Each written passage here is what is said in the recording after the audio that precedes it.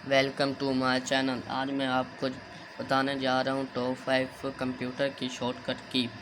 तो सबसे पहली जो शॉर्टकट की है उसका नाम है कंट्रोल शिफ्ट एन। इससे न्यू फोल्डर क्रिएट होता है।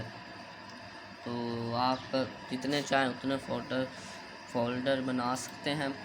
उसके बाद जो दूसरी शॉर्टकट की है वो है डायरेक्ट सर्च में जाने की। कंट्रोल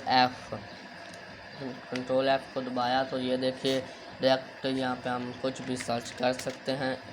इसको आप F3 दबा कर भी लिख सकते हैं, सर्च में जा सकते हैं।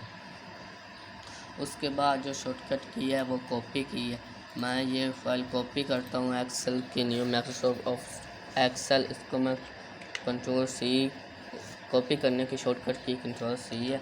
कॉपी करके मैं यहाँ पर पेस्ट, इसको कंट्रोल वी शॉर्टकट की है पेस्ट करने की।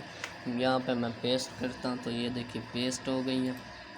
उसके बाद जो शॉर्टकट की है, अगर आपने अपनी फ़ाइल को नाम देना है तो आप एक बार ऐसे राइट क्लिक करते फिर रीनेम पर जाते हैं। हम डायरेक्ट भी ऊपर क्लिक करते हैं, फिर F12 को F2 को दबाएंगे। किसको दबाएंगे? F2 को।